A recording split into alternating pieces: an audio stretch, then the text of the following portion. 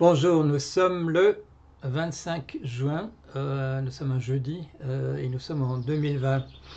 Mon petit exposé s'intitulera Monsieur John Bolton a le sens de l'État.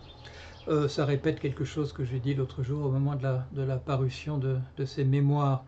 Mais je vais commencer par une introduction. Parfois, je vais faire une petite introduction. J'ai dit à une époque, c'était, je ne sais pas, il y a 3 ans, au moment de la démission, ou plutôt de la destitution de Monsieur James Comey, directeur du FBI, j'ai dit à propos de Monsieur James Comey, j'ai dit c'est un honnête homme. Et qu'est-ce que j'ai pas entendu de la part de vous, au sein même de ma famille, mais comment peux-tu dire d'un directeur du FBI que ça peut être un honnête homme? Et là, ma réponse, c'est la suivante. Si je vous disais à propos de monsieur un tel ou madame une telle, qui est en ce moment à la tête de la CIA, si je disais c'est une scrapule, mais que vous sachiez par ailleurs, comme l'opinion générale, c'est que tous les directeurs de la CIA sont des crapules, qu'est-ce que ça pourrait faire en termes de mon analyse? Bon, je me contenterai de dire, de répéter, d'appliquer à une personne singulière une opinion générale que j'ai sur sa fonction. Et je ne serai pas un analyste. Je ne serai pas un analyste parce que voilà, je ne pourrai jamais faire la distinction entre une chose et une autre.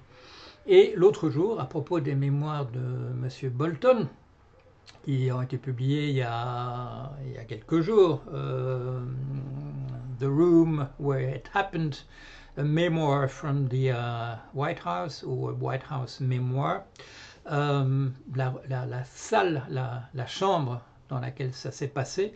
Il insistait par là sur le fait qu'il était un témoin de première main. Il était là dans la salle ou dans le bureau du président quand les choses ont été dites. Et j'ai dit que c'est un monsieur qui a le sens de l'État. Je n'ai pas caché par ailleurs que c'est quelqu'un, bon, il y aurait des élections, il y aurait 10 noms sur la liste, je le mettrais au 10e rang, je ne voterai jamais pour lui. C'est une personne, c'est un faucon, c'est un, en matière de défense et de politique étrangère. C'est un monsieur qui appartient à la droite conservatrice la plus dure en matière de politique étrangère, un néoconservateur. Il s'en cache pas, il dit voilà, j'étais moi-même, je dis ce genre de choses depuis que j'étais l'assistant de monsieur Barry Goldwater. Monsieur Barry Goldwater, c'est effectivement ce qu'on peut imaginer, je dirais, de pire en matière de droite dure, sans être de l'extrême droite fascisante, complotiste, etc. Mais c'est quand même, je dirais, dans ce qu'on appelle parfois la droite civilisée, c'est vraiment le plus à droite qu'on puisse se placer. Donc c'est quelqu'un, voilà, pour qui j'ai pas de sympathie sur le plan politique, mais quand je l'écoute, quand je regarde ce qu'il fait, je suis obligé de l'analyser à l'intérieur même de sa catégorie.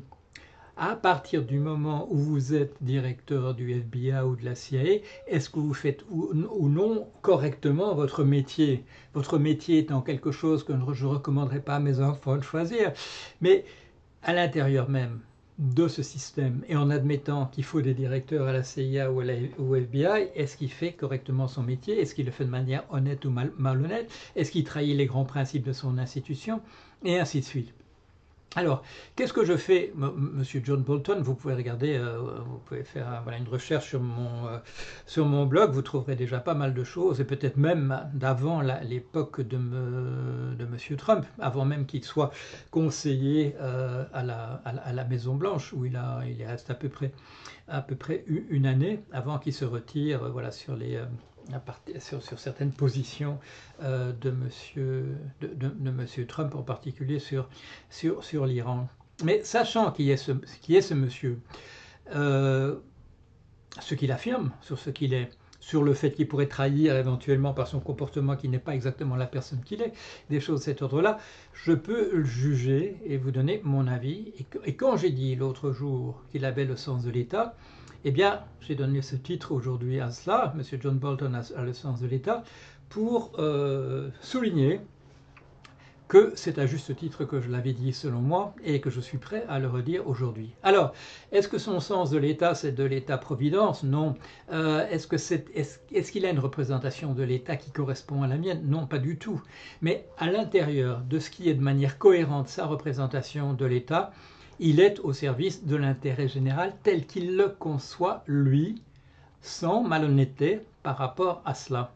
Alors, il est très attaqué. Il est très attaqué en particulier par la gauche, par le Parti démocrate et par la gauche, dans la mesure où il coïncide d'une certaine manière, mais pas tout à fait entièrement. Il est attaqué aussi par les ennemis, bien entendu, de M. Trump, parce qu'il dit des horreurs dans le livre qu'il a publié récemment, et en particulier, il souligne à chaque page que M. Trump n'a pas la stature, n'a pas la capacité, n'a pas la capacité intellectuelle, il n'a pas le type de caractère qui pourrait faire de lui un bon chef d'État. Et plus les jours passent, plus son comportement devient erratique de ce point de vue-là, moins il manifeste des capacités d'être un chef de l'État dans sa gestion de la crise du coronavirus. Les États-Unis traversent la pire période en ce moment même. En ce moment même, le nombre de cas est en train de battre les records précédents. On est véritablement là, dans une seconde vague. La première vague n'a pas véritablement baissé de manière considérable, mais on est dans une seconde vague, manifestement, et la seconde vague est plus grande que la première. Les chiffres maintenant sont plus importants que ceux du début, du premier pic. Et les États-Unis donc sont dans une situation extrêmement difficile de ce point de vue-là. Je l'avais dit dès le départ, je crois même à partir de janvier ou février, j'avais dit le pays qui sera le moins capable de gérer une crise de ce type-là, ce sera les États-Unis. J'ai même donné un chiffre en disant que le nombre de morts serait, à mon avis, entre 10 et 100 fois celui de la Chine. On doit être maintenant de l'ordre de 30 fois, quelque chose de cet ordre-là, un peu plus que 30 fois, et je ne serais pas étonné qu'on dépasse les 100 au bout d'un moment, surtout si la seconde vague qui est en train de se lancer se confirme. Alors, il y a des gens, bien entendu, qui l'encouragent, monsieur, en organisant une réunion dans l'Oklahoma. Monsieur Trump encourage à ce que l'épidémie se répande. Il a une réunion prévue, je crois c'est ces jours-ci, dans l'Arizona, qui est un des États les plus affectés pour le moment, oui, où la crise se développe très très rapidement. Il va participer à l'extension de la crise. Je vous ai dit dans mon premier petit papier, avant même d'avoir écouté M. Bolton dans des conférences de presse qu'il donne maintenant, des réponses qu'il donne à des journalistes, des entretiens, je vous avais donné une analyse, je dirais, a priori, à partir juste des bonnes feuilles qu'on avait pu voir dans la presse, qui n'était pas grand-chose, mais surtout de ce que je savais du bonhomme. Et s'il ne s'est pas présenté au Sénat, s'il ne s'est pas présenté au Congrès, pour commencer, pour une audition dans le cadre de la procédure d'impeachment, et si il aurait traîné la patte de toute manière pour se rendre au Sénat, c'est par antipathie pour les démocrates. C'est parce qu'il le dit. Il ne le dit pas comme ça, mais c'est clair, je ne voulais pas leur faire de cadeau. Et il donne un argument supplémentaire. Il dit, de toute manière, la façon dont ils ont abordé la destitution de Trump, l'impeachment, c'était pas la bonne. Il fallait un dossier beaucoup plus complet que celui de l'Ukraine.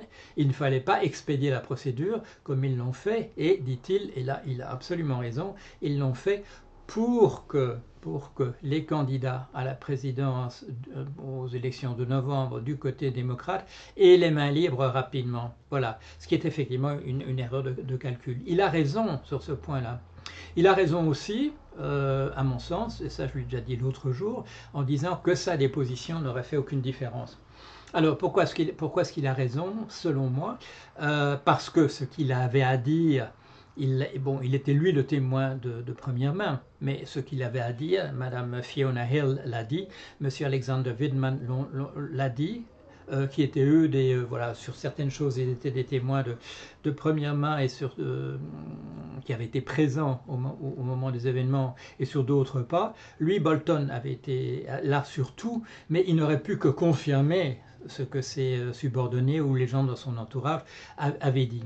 Et là aussi, Par exemple, le monsieur Wolf qui l'interroge, qui est un très très bon intervieweur, lui dit mais votre témoignage aurait peut-être fait la différence. Là, il dit non. Et là, il ne dit pas pourquoi, mais moi je vous l'ai dit l'autre jour. C'est parce qu'il représente à l'intérieur du Parti républicain en ce moment, il ne représente pas un courant dominant. C'est un courant qui a pu être dominant à l'époque voilà, du père Bush, de Kissinger aux affaires étrangères. À ce moment-là, les néocons, des gens comme Crystal et des gens de ce type-là, étaient vraiment, je dirais, c'était le groupe dominant à l'intérieur du Parti républicain.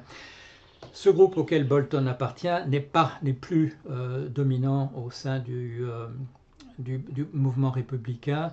Ça représente une Amérique arrogante, c'est l'aigle, voilà, l'aigle sur l'écusson. Tout est permis au niveau justement des manœuvres, par exemple de la CIA dans les opérations à l'étranger. C'est envahir les pays pour aller leur imposer une démocratie entre guillemets, c'est-à-dire comme elle est conçue aux États-Unis, en disant que c'est bon pour tout le monde et que c'est le degré ultime de la civilisation. C'est ça, c'est cette droite-là. Alors on lui dit, oui, mais vous n'avez pas voulu venir pour ne pas perdre l'avance sur votre bouquin, pour ne pas déflorer le contenu de votre bouquin. Et ça, on l'a dit beaucoup, surtout du côté des démocrates, que c'est une histoire de gros sous. Et là, je suis d'accord avec lui aussi. Il dit, bon, je serais content de les avoir s'ils ne sont pas confisqués par le gouvernement parce que j'aurais divulgué des choses qui feraient qu'on me condamnerait et qu'on confisquerait l'argent. Ça ne doit pas le déranger de recevoir les 2 millions. Mais est-ce que c'est la raison pour laquelle il l'a fait ou a refusé de venir ou a traîné la patte? Là aussi, je lui fais confiance là-dessus. Ce n'est pas la raison. La première raison, je vous l'ai dit, je vous l'ai déjà dit la fois dernière, c'est parce qu'il n'a aucune sympathie pour les démocrates et il ne voulait absolument pas leur faire un cadeau. Et là, la véritable raison, là, il ne le dit pas. Et c'est là que moi, je vais faire formuler une hypothèse. C'est parce qu'il se présente en ce moment, il veut se présenter comme recours à l'intérieur du Parti républicain. Il veut montrer qu'il s'identifie, il veut rappeler, parce qu'il n'a pas à le prouver, tout ce qu'il a fait jusqu'ici, c'est quelqu'un qui est qui a été le représentant américain à l'ONU et qui est contre l'organisation même des Nations Unies, il est pour sa dissolution. C'est quelqu'un qui n'a pas approuvé qu'il est de droite, il n'a pas approuvé qu'il est un conservateur, il n'a pas même approuvé qu'il est un ultra-conservateur, il n'a pas approuvé qu'il représente véritablement une tradition classique à l'intérieur du Parti républicain. Aux États-Unis, mais il veut montrer, voilà, précisément qu'il est un représentant de la droite dure, civilisée, à l'intérieur du Parti républicain. Il veut rappeler qu'il y a autre chose que Trump. Il veut rappeler aussi, et ça il le dit que lui n'aurait pas pu faire la différence avant que le Sénat refuse la destitution de Trump. Il faut maintenant, pour qu'il puisse apparaître comme un recours, il faut qu'un doute se soit instillé à l'intérieur du Parti républicain parmi ces sénateurs qui mettaient tous leurs œufs dans le même panier, d'être réélus parce qu'ils sont des amis, parce qu'ils sont des partisans de Trump. Tous ces gens-là commencent à avoir très très peur parce que les sondages montrent que ce n'est plus le bon choix à faire. Ce n'est plus le bon choix à faire. Les opinions favorables à Trump sont tombées en dessous de 40%. C'est la première fois, on voit des 38%, des 39%, des choses de cet ordre-là. Et ça, Bolton le sait. On a besoin de personnalités de rechange maintenant à nouveau à l'intérieur du Parti républicain. Et là, il montre que il fait 2 choses. Il montre que les partisans de Trump le détestent et que donc il peut être un recours. Et il a montré, et il le répète tous les jours dans les entretiens qu'il donne, qu'il n'est pas un ami, des démocrates. Ce qu'il fait, c'est pour le Parti républicain, pour les valeurs de droite, pour les valeurs conservatrices ou ultra-conservatrices. Ce n'est pas par sympathie pour les démocrates, ce n'est pas par sympathie pour la gauche. Donc, je termine là-dessus. Vous voyez que, bon, j'ai pas de sympathie aucune. J'ai pas de sympathie aucune pour les valeurs que représente M. Bolton, pourquoi il se bat.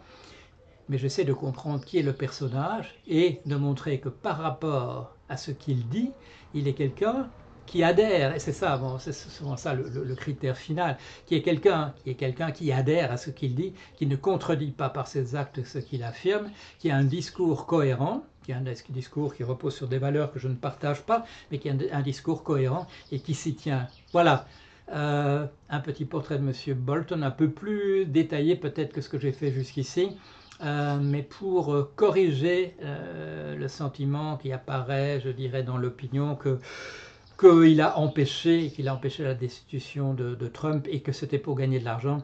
Je ne crois pas que ce soit ça ses motivations et j'ai voulu vous proposer mon alternative. Voilà, allez, à bientôt.